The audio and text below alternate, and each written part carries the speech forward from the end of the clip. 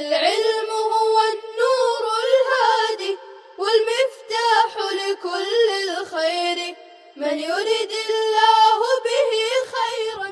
بسم الله الرحمن الرحيم. ومنها الإذلاق وهو سرعة النطق لذلق المخرج في فر من لب ولما عداها الإسمات لمنع السرعة، ولذلك منع تركيب أصول الرباعية والخماسية بخالصها، فالعرب فعسجد وعسطوس عجمیان تلك عشرة كاملة۔ گزشتہ کل گزشتہ سبق میں صفت اذلاق اور صفت اسمات سے متعلق بحث چل رہی تھی۔ اس کا ترجمہ تو آپ کو بتا دیا گیا، تشریح اور تفصیل یہ باقی ہے کہ اذلاق کے لغوی معنی، جیسا کہ آپ کو بتایا تھا کہ اذلاق کے لغوی معنی آتے ہیں تیزی کے ساتھ ادا ہونا، جلد سے ادا ہونا، کنارے پر واقع ہونا، سرعت۔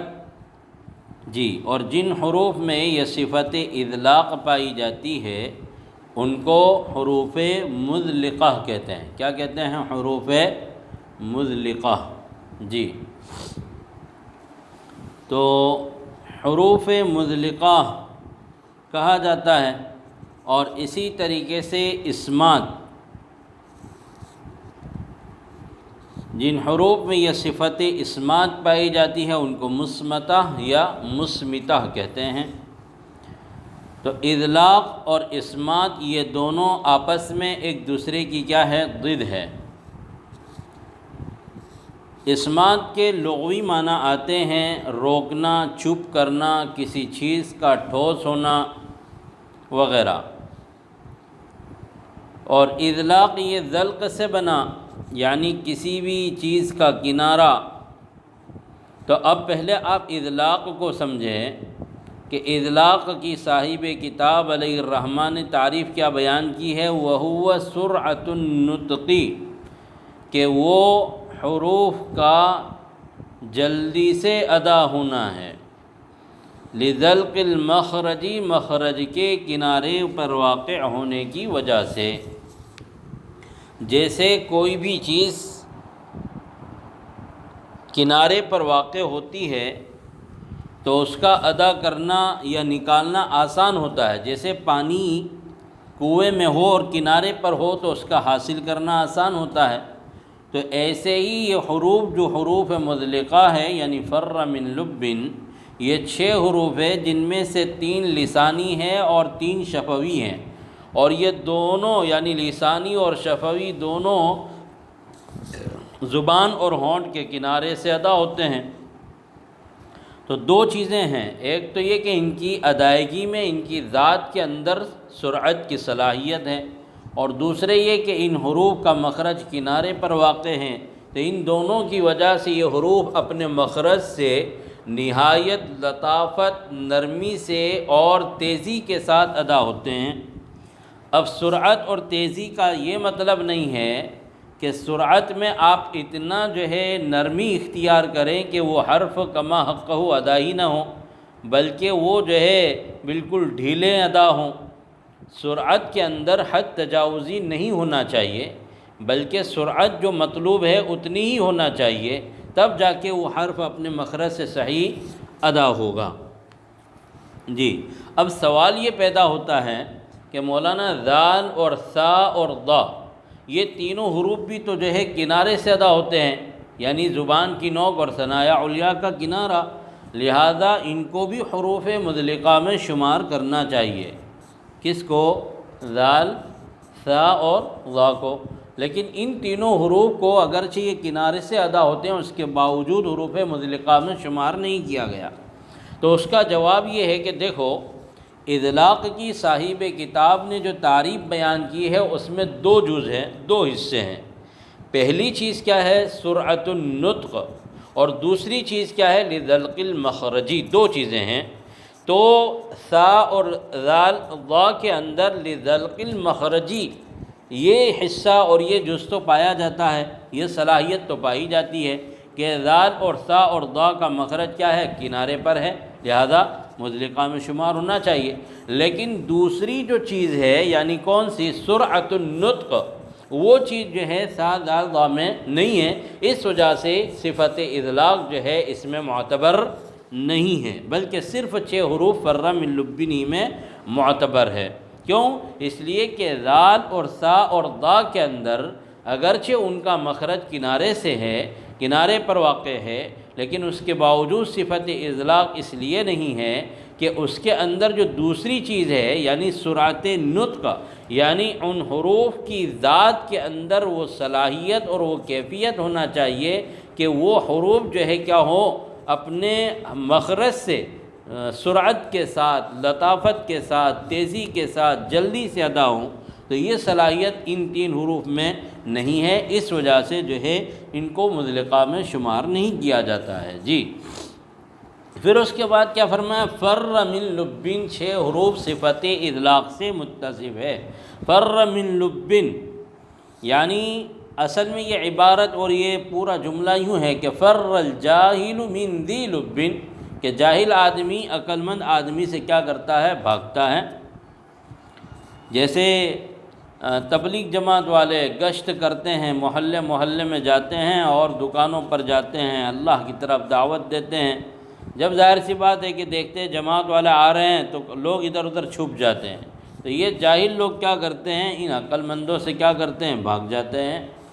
تو فر من لبن، اور ایک جو ہے یوں بھی ہے کہ فر من لبا، اس کو پڑھا جائے فر من لبا، یعنی بھاگا وہ شخص جو عقل مند ہے، یعنی ففروا الی اللہ، ففروا الی مغفرۃ من ربکم وجنہ، یعنی اللہ کی طرف بھاگو، اور اسی طریقے سے جو ہے جنت کی طرف اور مغفرت کی طرف بھاگو، یعنی اللہ کی طرف بھاگنے سے کیا ہے کہ فر من لبا، بھاگا وہ شخص جو عقل مند ہوا، یعنی جو آدمی صحیح سمجھ بوجھ رکھتا ہے اور جو آدمی جو ہے عبرت حاصل کرتا ہے، وہ اللہ تبارک و تعالیٰ کی طرف کیا کرتا ہے، بھاگتا ہے، وہ دنیا کے پیچھے نہیں بھاگتا ہے۔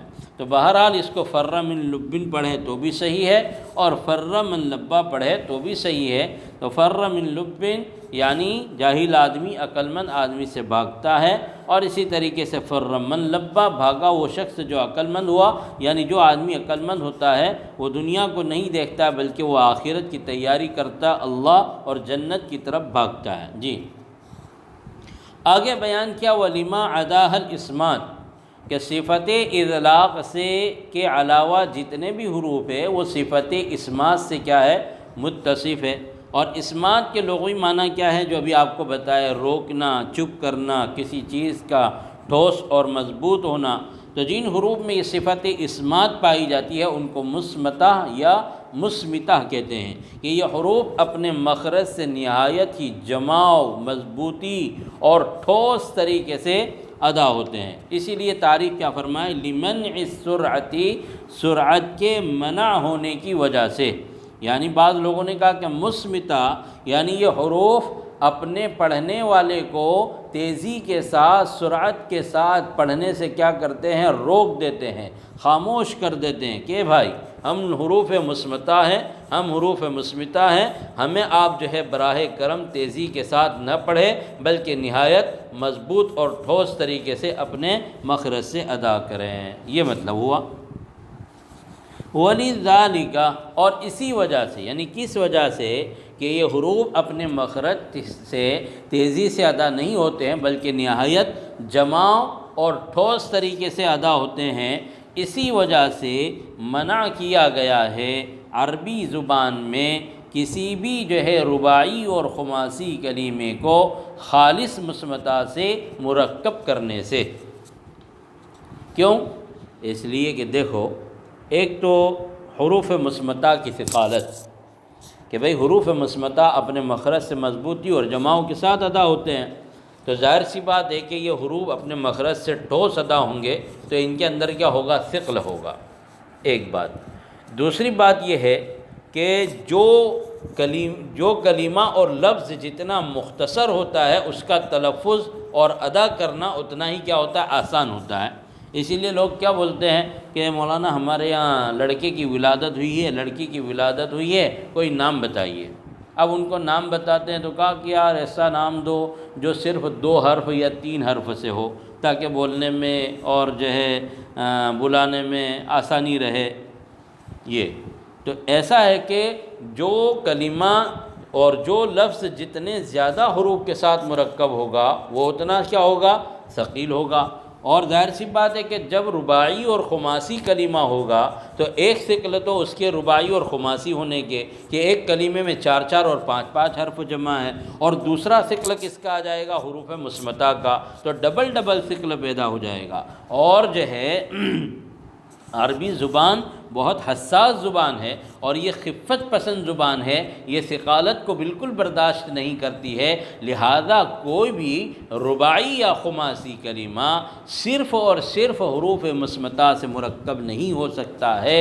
اگر کوئی رباعی اور خماسی کلمہ اگر عربی زبان میں ہے تو آپ غور کریں گے کہ اس میں ضرور بالضرور 1 یا 2 حرف جو ہے مدلقہ کے آنا کیا ہے؟ ضروری ہے، تاکہ جو اسمات اور مصمتہ کا جو ثقل ہے وہ جو ہے اطلاق کی وجہ سے کیا ہو جائے؟ ختم ہو جائے۔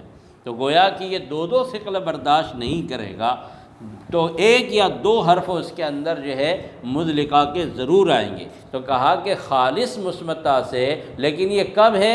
جب کہ وہ کلمہ 4 حروف سے مرکب ہو یا 5 حروف سے مرکب ہو۔ اگر 3 ہی حروف سے اگر مرکب ہوگا تو خالص مصمتہ سے بھی اس کو مرکب کیا جا سکتا ہے، اس لیے کہ 3 حرفوں کو ادا کرنا کوئی مشکل اور جو ہے ثقل والا کام نہیں ہے، بلکہ جو ہے آسان ہے۔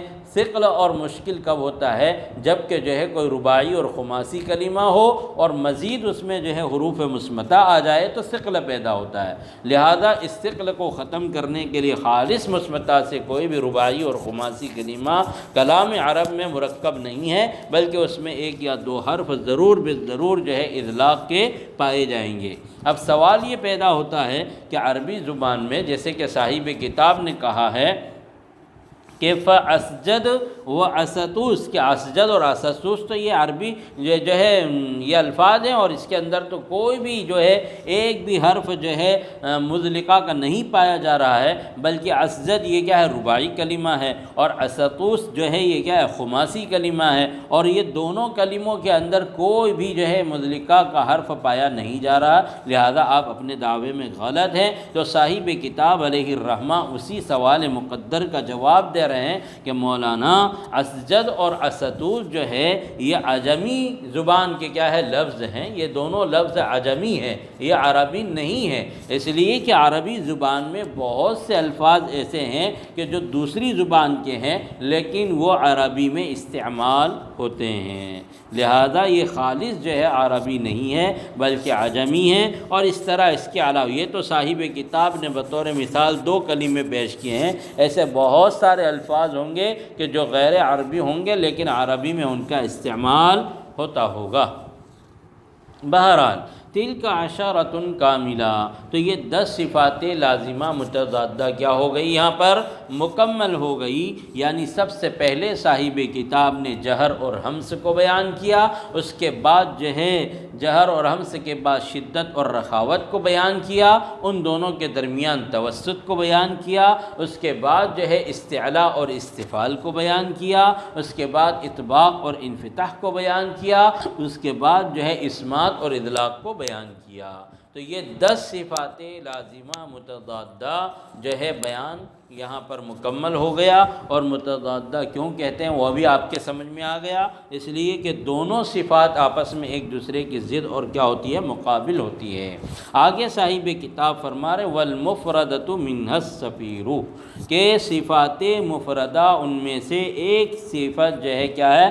صفت صفیر ہے۔ صاحب کتاب نے یہاں پر مفردہ کا لفظ استعمال کیا، غیر متضادہ کی تعبیر سے کیا کیا ہے؟ انحراف کیا اور جو ہے اس سے احتراز کیا۔ وجہ اس کی یہ بیان کرتے ہیں کہ اگر جو ہے مفردہ کے ساتھ اگر غیر متضادہ کی قید لگا دیں گے تو ظاہر سی بات ہے کہ اس کا مطلب یہ ہوگا کہ جس کی کوئی ضد نہ ہو، حالانکہ اس کی ضد تو سمجھ میں آتی ہے، مگر چونکہ علماء کے نزدیک اور مجودین کے یہاں اس کی ضرورت کے نہ ہونے کی وجہ سے اس کو بیان نہیں کیا جاتا ہے۔ تو بہرحال غیر متضادہ کی تعبیر پر جو ہے بہت سارے اعتراض ہوتے ہیں اور پھر اس کے جوابات، لہذا اس سے بچنے کے لیے صاحب کتاب نے غیر متضادہ کے بجائے کیا فرما دیا ہے؟ مفردہ فرما دیا ہے۔ اور صفات غیر متضادہ کسے کہتے ہیں، مفردہ کسے کہتے ہیں، وہ آپ کے سامنے صفات کے شروع میں جو ہے پوری تفصیل آ گئی ہے، لیکن چونکہ ہم اب صفات لازمہ مفردہ غیر متضادہ شروع کر رہے ہیں تو اجمالاً جو ہے یہاں پر آپ سنتے چلیں کہ مفردہ یعنی وہ صفات جو تنہا ہو، اس کی کوئی ضد نہ ہو، اور غیر متضادہ یعنی اس کی کوئی ضد نہ ہو، جیسا کہ صاحب کتاب آگے بیان کریں گے۔ اور آپ کو شروع میں بتایا کہ غیر متضادہ وہ صفات ہیں کہ جن کی کوئی ضد نہ ہو۔ ضد نہ ہونے کا مطلب یہ نہیں ہے کہ اس کی ضد سمجھ میں نہیں آتی ہے۔ بھئی جیسے سفیر کی تعریف کیا ہے کہ ان حروف کے ادا کرتے وقت سیٹی جیسی آواز کا آنا، تو سفیر جو ہے 3 حروف میں پائی جاتی ہے، تو 3 کے علاوہ باقی 26 حروف میں جو ہے عدم سفیر ہے، یعنی سیٹی جیسی آواز نہیں آئے گی۔ تو عدم سفیر یعنی سیٹی جیسی آواز کا نہ آنا ہمیں سمجھ میں تو آتا ہے، لیکن علماء کے نزدیک اور مجودین کے یہاں اور ماہرین فن مصنفین کے یہاں اس کے جو ہے عدم ضرورت کی بنا پر اس کا کوئی نام نہیں رکھا گیا ہے، اس لیے اس کو کیا کہتے ہیں؟ مفردہ کہتے ہیں کہ بھئی یہ کیا ہے؟ مفردہ ہے، تنہا ہے، اس کی کوئی ضد نہیں ہے۔ بہرحال صفات مفردہ غیر متضادہ ہیں، ان میں کی پہلی صفت صاحب کتاب سفیر کی شکل میں بیان کر رہے ہیں، والمفردۃ منها السفیر۔ اس کے بعد بیان کیا للصاد والسین والزاء، جو صاد، سین اور زا میں پائی جاتی ہے، وہو اور وہ یعنی سفیر، صوت ایک آواز ہے، ایک ایسی آواز ہے، فیہا جس میں یشبہ صفیر الطائر پرندے کی آواز کے مشابہ ہوتی ہے۔ وہ ایک ایسی آواز ہے جو پرندے کی آواز کے یا پرندے کی سیٹی کی جو ہے مشابہ ہوتی ہے۔ کیا مطلب؟ سفر یسفر سفرن از باب ضرب یضرب، اس کے معنی آتے ہیں سیٹی بجانا، اس کے معنی کس کے آتے ہیں؟ سیٹی بجانا۔ اور اسی سے ایک صافر پرندہ ہوتا ہے جس کے بارے میں کہا جاتا ہے کہ ہوا اجبن من صافر، کہ وہ آدمی جو ہے صافر پرندے سے بھی زیادہ بزدل اور ڈرپوک ہے۔ کیوں؟ اس لیے کہ یہ صافر پرندہ رات بھر کیا کرتا ہے؟